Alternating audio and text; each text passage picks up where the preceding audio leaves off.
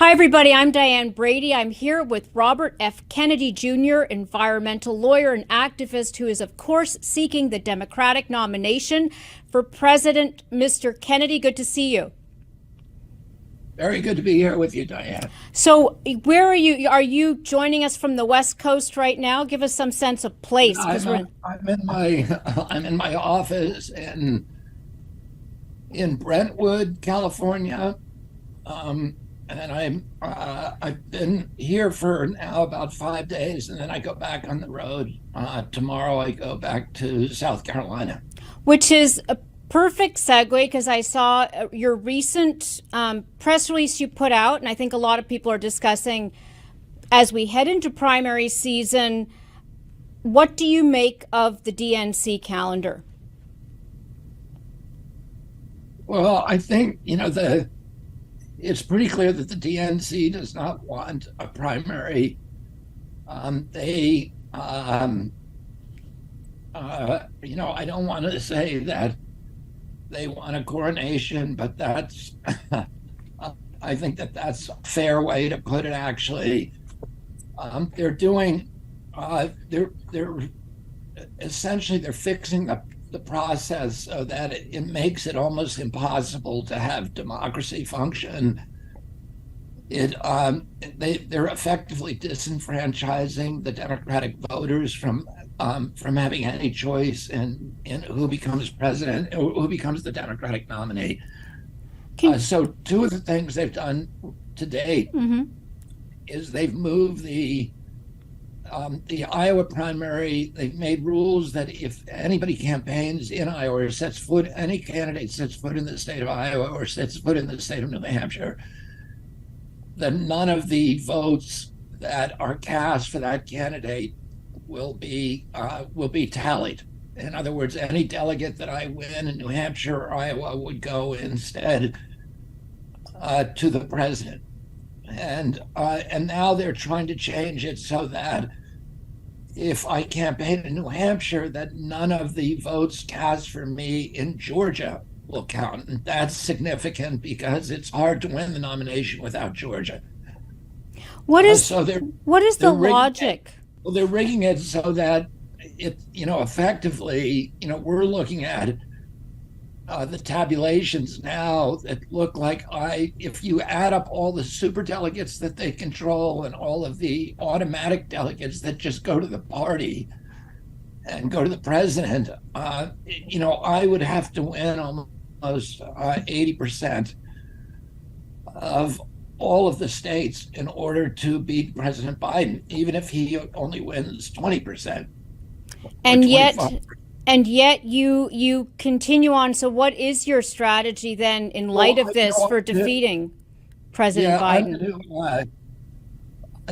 These rules will not be finalized until September 14th, and we've written the DNC protesting. I mean, there's some really wild things that they're now considering, including forcing me to actually pay for the primaries. And their logic is that they don't need a primary because they already have a candidate.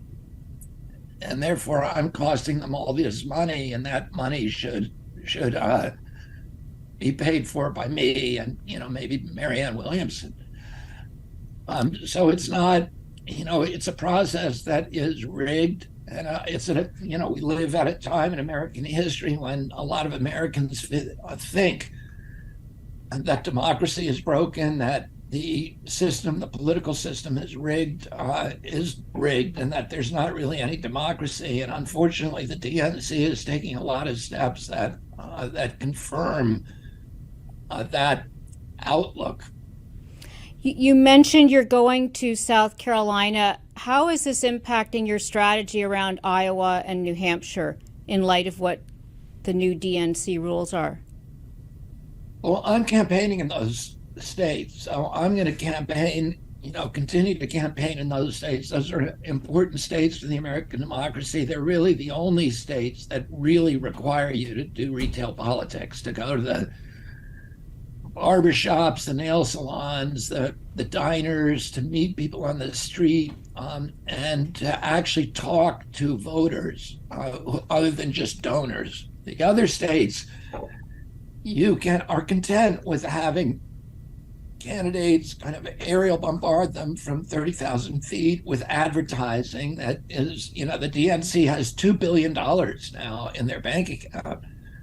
That's all, all given by, or most of it given by large donors, and that they can use that money to do slick campaign ads, and President Biden will not actually ever have to meet a donor. And then they have occasionally, maybe he'll do a rally in which they're very heavily orchestrated, in which everybody who goes to that rally is screened, and there's nothing unexpected, and there's no unscripted contact with voters.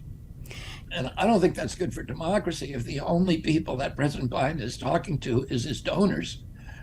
Because then he's living in a bubble, and he's living in a bubble where he's only talking to very, very wealthy Americans who aren't enduring many of the hardships that are facing the majority of the people in this country. That 57% of the people in this country can't put their hands on $1,000 if there's an emergency in their lives. That means if the engine light comes on in their car, they don't have the money to pay for it. And I think the president and President Trump or whoever are the candidates on the Republican side ought to be talking to those people and understanding, because both President Trump and President Biden are saying that they're running on the record of prosperity that they've left to this country. And what I'm doing, traveling around this country and actually talking to people, I'm not seeing Americans, when they hear that, they feel like they're being gaslighted, because they're not living in happy days are here again. They're watching kids who cannot buy a home. It's interesting. With your fundraising, you seem to be drawing support from both GOP and Democratic donors. What do you make of that? I think that's a good thing. I mean, what I set out to do from the beginning is to find a middle ground where I focus on the values that we all share in common, rather than the issues that are driving Americans apart, and to try to heal the divide and find a way that where we can overcome this toxic polarization. And if you look at the crowds that are coming to I'm getting bigger crowds than any candidate except for Trump, and the crowds that are coming are split between independents, Democrats, and Republicans. My donors are split between independents, Republicans, and Democrats, and I think that's a healthy thing for a healthy sign. We've talked about the DNC. There's also, I know there's been some discussion around, whether you're getting the sort of security protection that candidates would normally get. Talk a little bit about that, and do you feel this orchestrated campaign to basically marginalize you? Yeah, I mean, I do. And it's not only by the DNC, but also the press. My numbers are putting me at the third spot after President Trump and President Biden, and my favorability numbers are better than any candidate. But I'm not allowed on CNN. I'm not allowed on MSNBC. They will interview Nikki Haley, who has a tiny fraction of the vote count that I have, or Vivek, or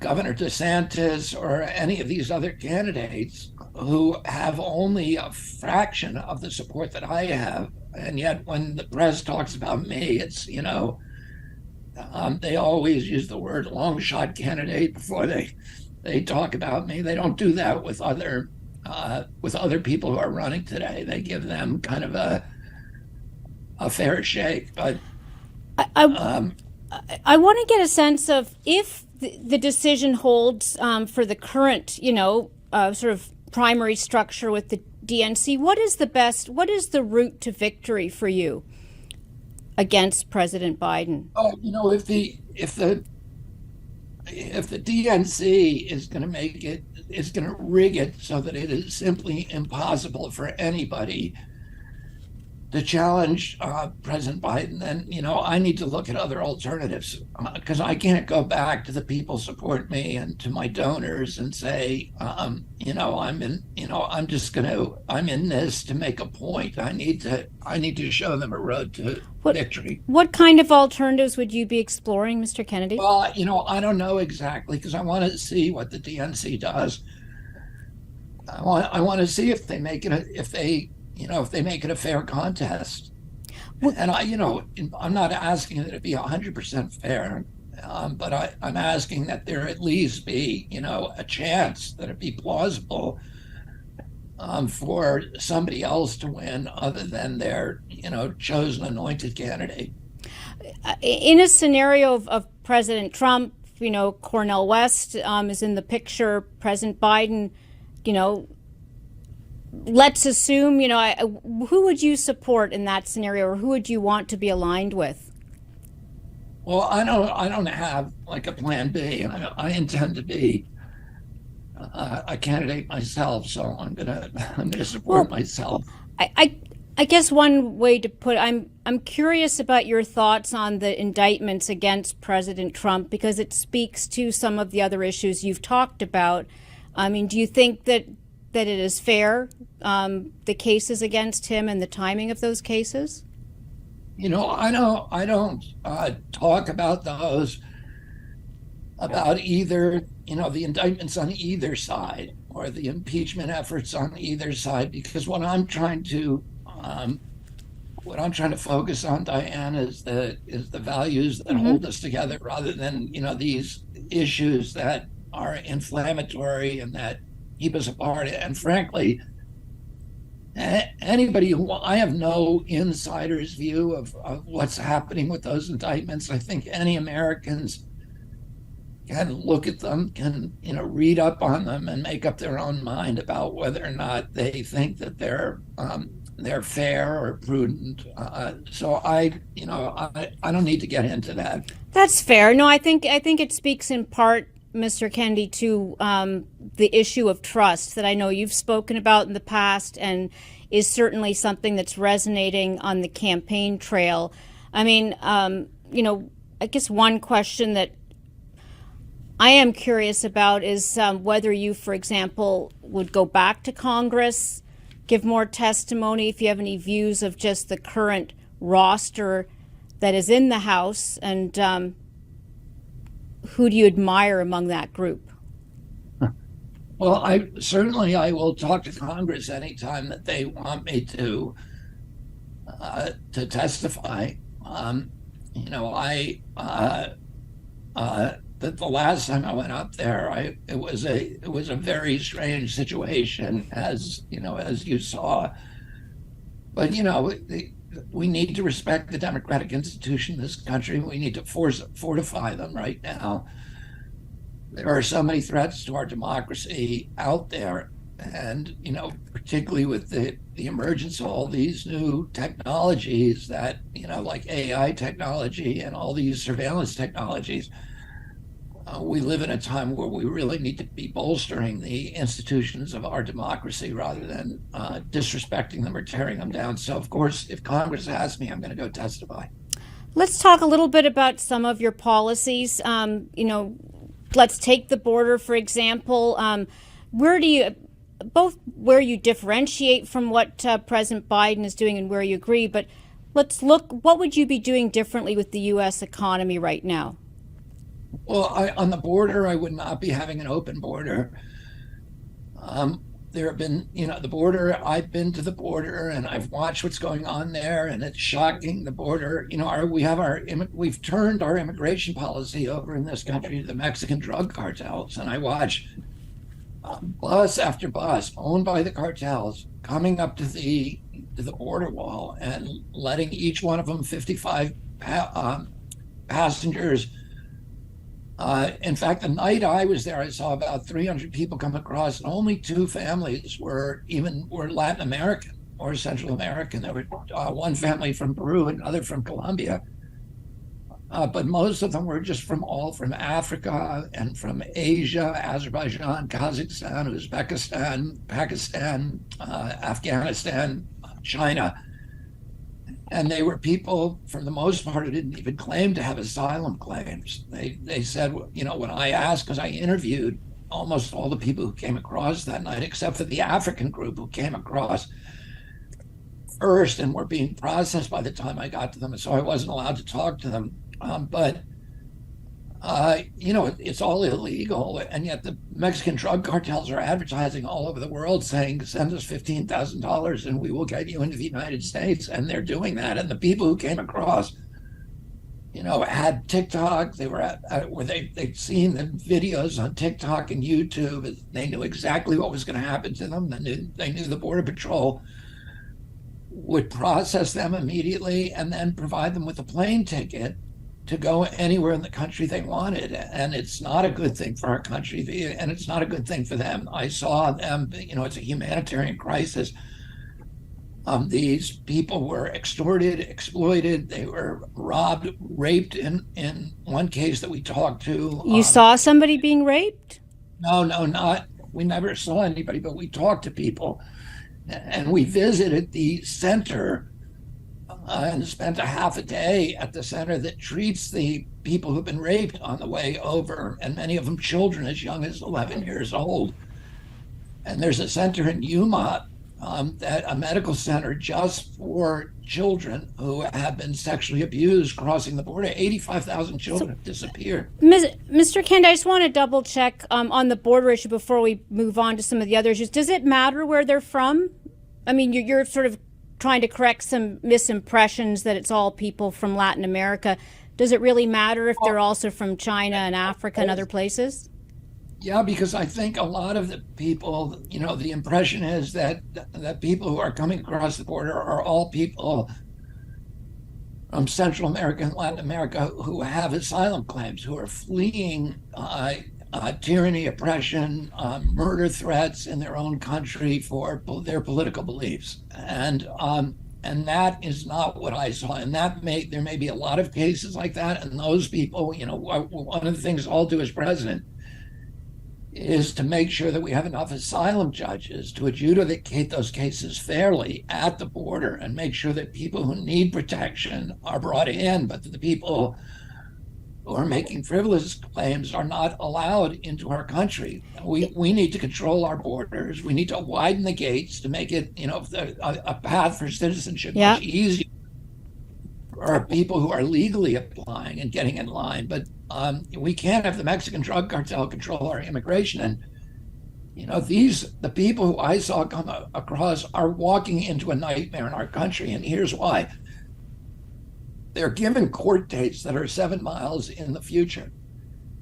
For 7 years, they're going to live in our country. And they are, you know, there's 100,000 now that have landed in New York. They're crushing the social service system in New York City. It's costing billions and billions of dollars. They're preyed upon because they don't have work papers and they can't get them over that 7-year period. No, so it is a human tragedy. I mean, it sounds in a bit like you're more aligned with the sort of GOP stance on that particular issue. Is that fair to say? Well, you know, whatever alignment. Listen, I work for, well, alongside with Cesar Chavez, who is my father's, you know, strongest ally. Right. 20 years.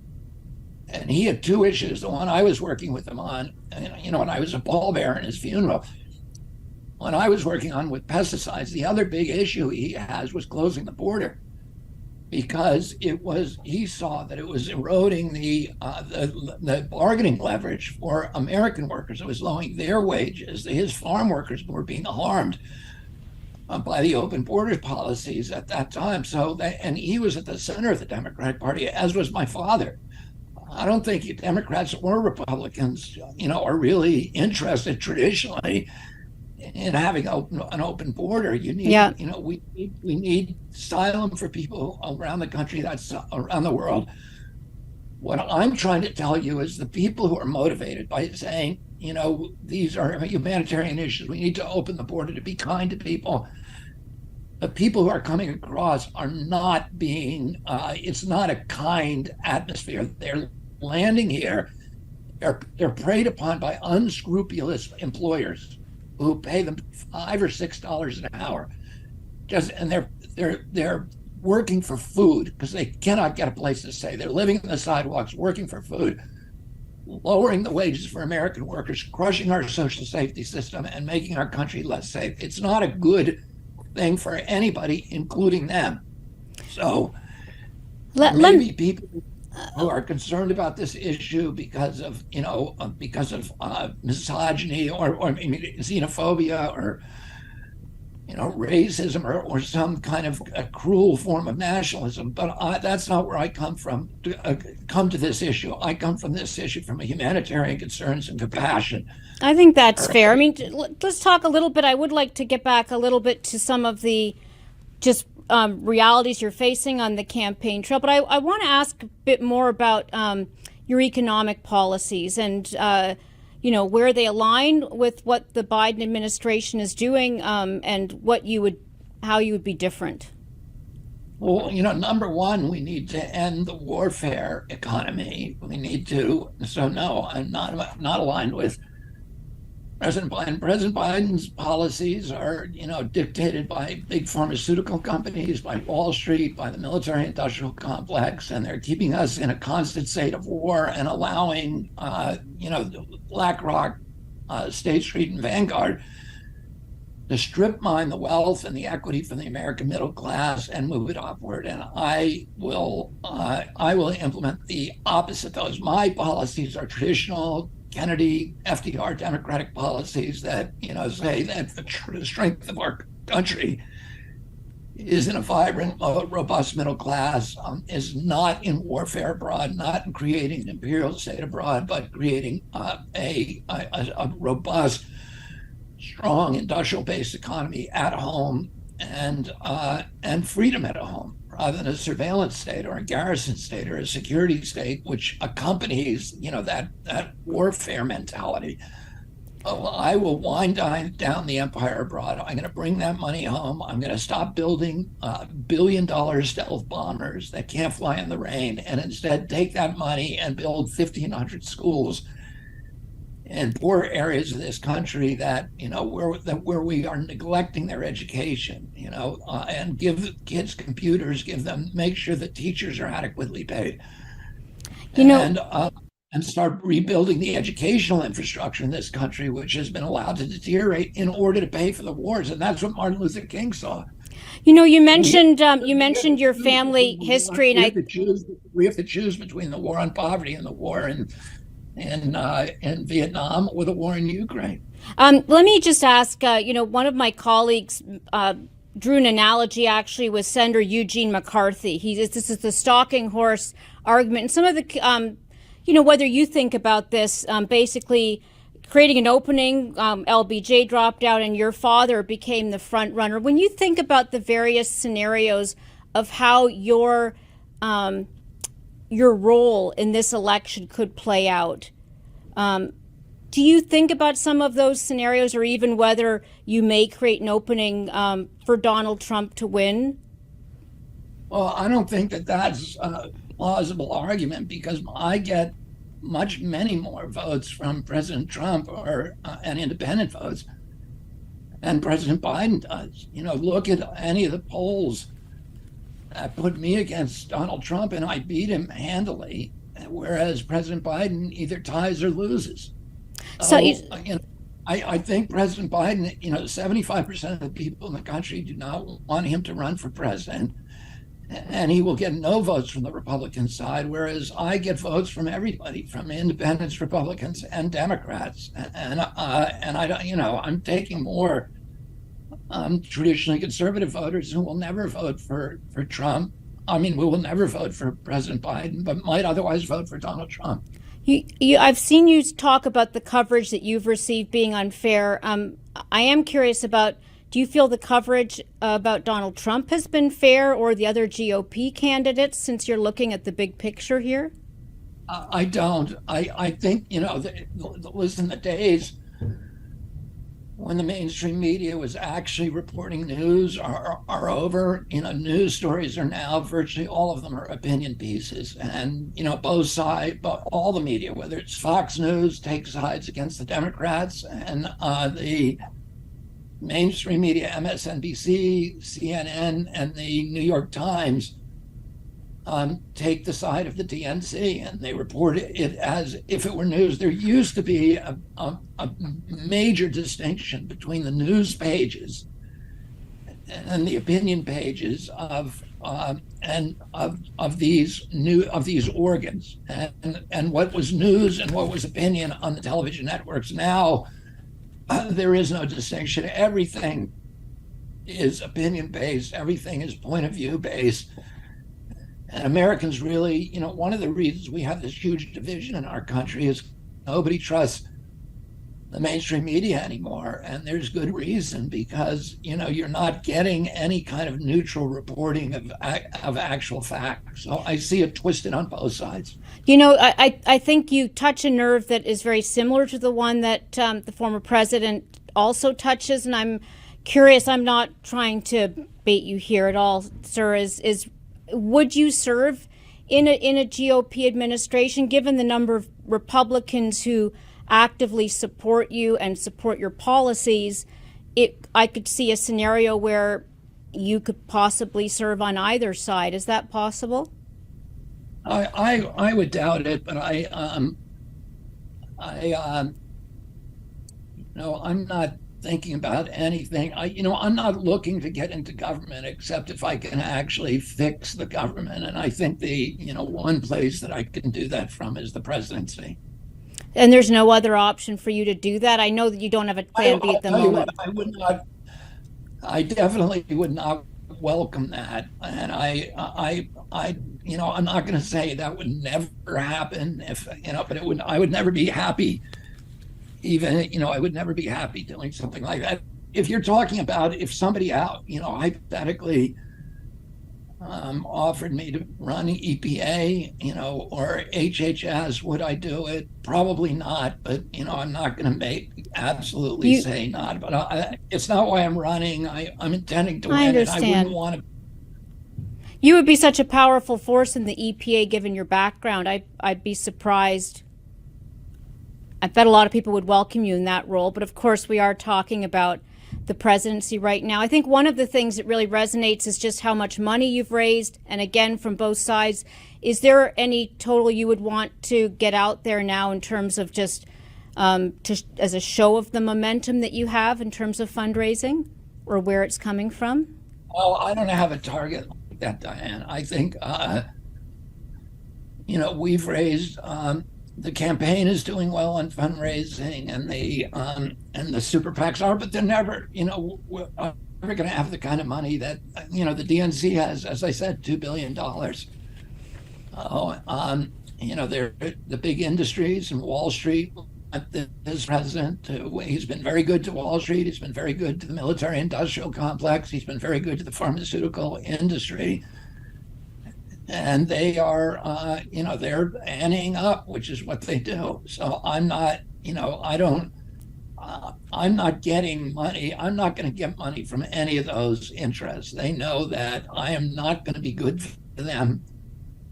And I think they'd pay a lot to make sure that I think the pharmaceutical industry would pay a lot of money to make sure that I don't get into office, as would the military contractors, as would the biggest, companies in the world, BlackRock, State Street, and Vanguard, because I'm not going to be their president. I think President Biden is their president. And, I want to be the president for people who don't have the lobbyists in Washington, who don't have the attorneys, and who are living paycheck to paycheck and on the edge. Those are the people I'm going to represent, and it's not going to be any good.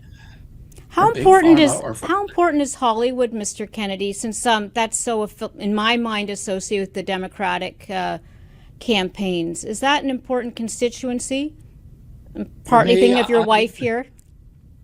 I would say that I don't have a lot of support.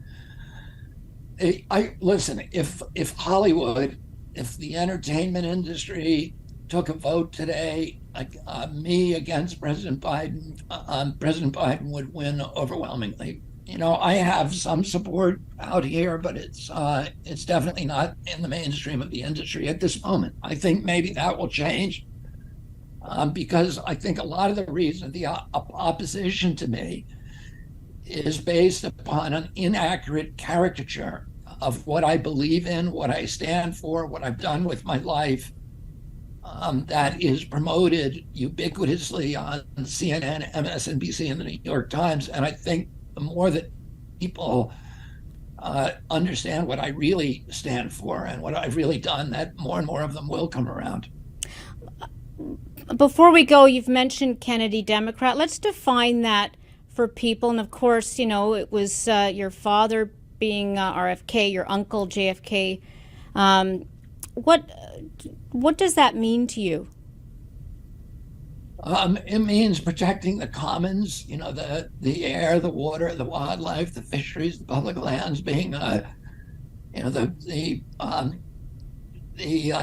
Democratic Party has always been on the forefront of environmental protection, and that's where I've spent my lifetime, protecting personal autonomy, whether it's abortions or, you know, other medical mandates, anti-war, skeptical of the military-industrial complex,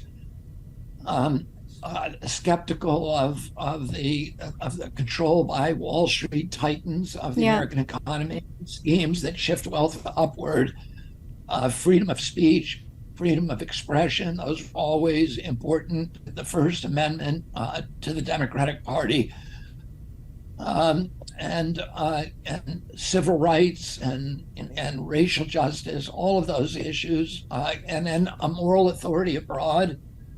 You know, we want Americans, or we want people who live in Africa, Latin America, and Asia, when they think of America, not to be thinking of a man with a gun, rather a Peace Corps volunteer, of engineers building bridges, roads, schools for them, and have that benevolent view of America as the, you know, leading moral authority in the globe. So those are some of the issues that I think the traditional Democratic Party, FDR, even Woodrow Wilson, but FDR, Truman, my father, my uncle, that they stood for. And that, you know, if you go down and check the box of everything my father believed in, everything JFK believed in, I think I'd check every box. Is there a scenario, given your passion for these issues, where you might ever consider running as an independent, Mr. Kennedy, given the support you're seeing? Only if the Democratic National Committee just makes it simply impossible for anybody to win the primary battle.